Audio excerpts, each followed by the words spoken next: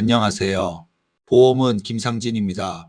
오늘은 산재 사고가 났을 때 많은 분들이 가장 궁금해하시는 내용을 쉽게 정리해 드리겠습니다. 바로 산재 휴업급여는 얼마가 나오나요? 평균 임금은 어떻게 계산하나요? 치료가 끝난 뒤 장애가 남으면 장애급여는 어떻게 되나요? 이 세 가지입니다. 산재는 업무 중 사고나 업무와 관련된 질병이 발생했을 때 근로자를 보호하기 위한 제도입니다. 여기서 중요한 핵심은 딱 하나입니다. 산재보상금 계산의 출발점은 대부분 평균임금입니다. 평균임금이 제대로 계산되어야 휴업급여도 제대로 나오고 나중에 후유장애가 남았을 때 장애급여도 제대로 계산될 수 있습니다. 먼저 월급을 받는 근로자부터 보겠습니다. 월급제 근로자의 평균임금은 보통 사고가 나기 전 3개월 동안 받은 임금 총액을 그 기간의 총일수로 나눠 계산합니다. 예를 들어 매월 300만 원씩 받는 근로자가 있다고 해보겠습니다. 3개월이면 총 900만 원입니다. 이 기간을 단순 예시로 90일이라고 보면 900만 원 나누기 91, 즉 1일 평균 임금은 10만 원이 됩니다. 여기서 꼭 주의할 점이 있습니다. 평균 임금 계산은 단순히 내 월급이 얼마다만 보는 게 아닙니다. 상여금, 각종 수당, 실제 임금 자료, 근무기간, 산정에서 제외되는 기간이 있는지까지 함께 확인해야 합니다. 그래서 산재가 승인되었다고 끝이 아니라 평균 임금이 제대로 잡혔는지 확인하는 과정이 정말 중요합니다. 다음은 일당을 받는 근로자입니다. 일용 근로자의 경우에는 일반적으로 일당의 통상 근로개수 73,100을 곱해서 평균 임금을 계산합니다. 쉽게 말하면 일당의 73% 정도를 평균 임금으로 본다는 의미입니다. 예를 들어 일당이 10만 원이라면 10만 원 곱하기 0.73, 평균 임금은 7만 3천 원이 됩니다. 일당이 15만 원이라면 15만 원 곱하기 0.73, 평균 임금은 10만 9,500원이 됩니다. 여기서 정말 많이 헷갈리는 부분이 있습니다. 0.73%가 아닙니다. 0.73입니다. 0.73%라고 계산하면 금액이 완전히 틀어집니다.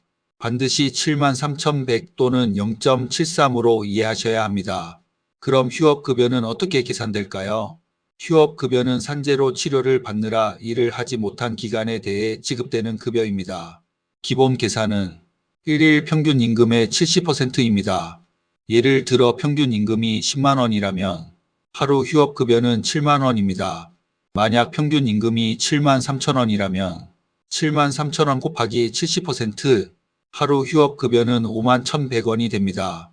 만약 이 사람이 30일 동안 일을 하지 못한 기간이 인정된다면 5만 1,100원 곱하기 30일, 단순 계산으로 153만 3천 원이 됩니다.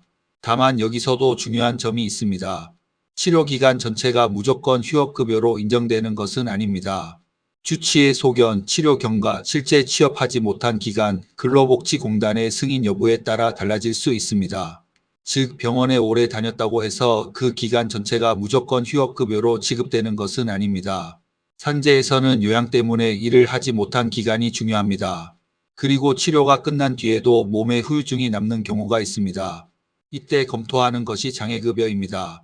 장애급여는 치료가 끝났지만 신체에 장애가 남은 경우 지급되는 산재보험급여입니다. 여기서 말하는 치료 종료는 단순히 병원을 안 다닌다는 의미가 아닙니다. 더 이상 치료 효과를 기대하기 어렵고 증상이 고정된 상태를 의미합니다. 이후 장애 진단서를 발급받고 필요한 의무기록과 검사 자료를 첨부하여 근로복지공단에 장애급여를 청구하게 됩니다. 산재 장애 등급은 1급부터 14급까지 있습니다. 1급부터 3급까지는 원칙적으로 연금 형태로 지급됩니다. 4급부터 7급까지는 연금 또는 일시금 중 선택할 수 있습니다. 8급부터 14급까지는 일시금으로 지급됩니다. 예를 들어 14급은 평균 임금의 55일분, 12급은 평균 임금의 154일분, 10급은 평균 임금의 297일분, 8급은 평균 임금의 495일분이 기준입니다. 예를 들어 평균 임금이 10만 원이고 장애 등급 14급이 인정된다면 10만 원 곱하기 55일, 단순 계산으로 550만 원입니다. 평균 임금이 10만 원이고 장애 등급 12급이라면 10만 원 곱하기 154일, 단순 계산으로 1,540만 원입니다. 하지만 장애 등급은 진단명만 보고 정해지는 것이 아닙니다. 치료 후 실제로 남은 기능 제한, 관절 운동 범위, 신경 증상 검사 결과, 의사 소견, 장애 진단서 등을 종합적으로 보고 판단됩니다. 그래서 산재 사고가 났을 때는 세 가지를 꼭 기억하셔야 합니다. 첫째, 내 사고가 업무와 관련된 산재인지 확인해야 합니다. 둘째, 평균 임금이 제대로 산정되었는지 확인해야 합니다. 셋째, 치료 후 후유장애가 남았다면 장애급여 가능성까지 놓치지 않아야 합니다. 특히 평균 임금은 휴업급여뿐 아니라 장애급여 계산에도 영향을 줍니다. 처음부터 평균 임금이 낮게 산정되면 이후 받을 수 있는 급여도 줄어들 수 있습니다. 그래서 산재가 승인되었다고 안심하지 말고 임금 자료와 계산 기준을 꼭 확인해 보셔야 합니다. 오늘 내용은 산재보험 제도를 쉽게 이해하기 위한 일반적인 안내입니다. 개별 사건의 산재 승인 여부, 휴업급여 지급기간, 장애 등급, 실제 지급액은 근로복지공단의 심사와 의무기록, 임금자료, 사고 경위에 따라 달라질 수 있습니다. 산재 사고가 발생했다면 치료도 중요하지만 보상 기준을 제대로 이해하는 것도 중요합니다. 오늘 영상이 도움이 되셨다면 좋아요와 구독 부탁드립니다.